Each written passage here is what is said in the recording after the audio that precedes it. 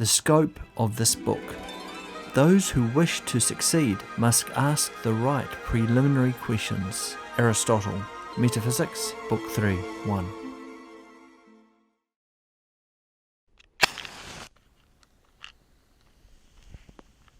In all my life I have met only one person who claims to have seen a ghost. And the interesting thing about the story is that the person disbelieved in the immortal soul before she saw the ghost, and still disbelieves after seeing it. She says that what she saw must have been an illusion, or a trick of the nerves, and obviously she may be right. Seeing is not believing. For this reason, the question whether miracles occur can never be answered simply by experience. Every event which might claim to be a miracle is, in the last resort, something presented to our senses, something seen, heard, touched, smelled, or tasted. And our senses are not infallible. If anything extraordinary seems to have happened, we can always say that we have been the victims of an illusion. If we hold a philosophy which excludes the supernatural, this is what we always shall say. What we learn from experience depends on the kind of philosophy we bring to experience. It is therefore useless to appeal to experience before we have settled, as well as we can, the philosophical question. If immediate experience cannot prove or disprove the miraculous, still less can history do so. Many people think one can decide whether a miracle occurred in the past by examining the evidence according to the ordinary rules of historical inquiry. But the ordinary rules cannot be worked until we have decided whether miracles are possible, and if so, how probable they are. For if they are impossible, then no amount of historical evidence will convince us.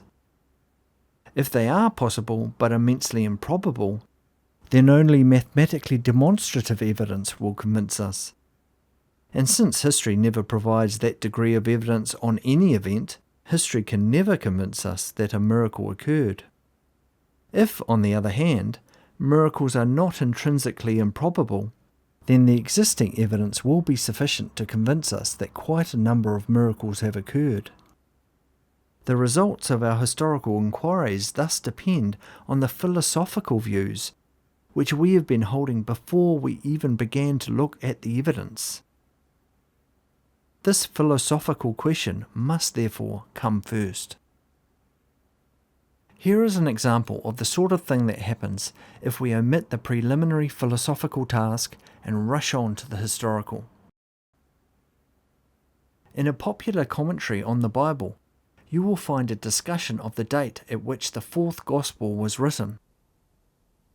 The author says it must have been written after the execution of St. Peter, because in the fourth Gospel, Christ is represented as predicting the execution of St. Peter.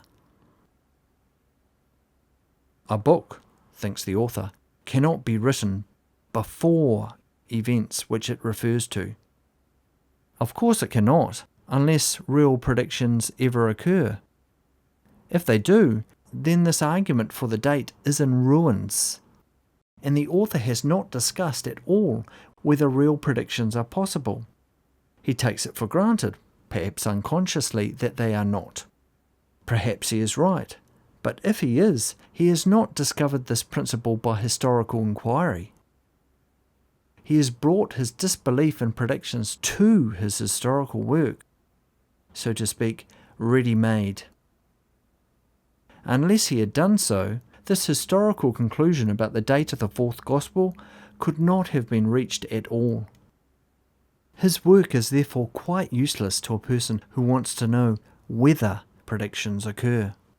The author gets to work only after he has already answered that question in the negative, and on grounds which he never communicates to us. This book is intended as a preliminary to historical inquiry. I am not a trained historian, and I shall not examine the historical evidence for the Christian miracles. My effort is to put my readers in a position to do so. It is no use going to the texts until we have some idea about the possibility or probability of the miraculous. Those who assume that miracles cannot happen are merely wasting their time by looking into the texts, we know in advance what results they will find, for they have begun by begging the question.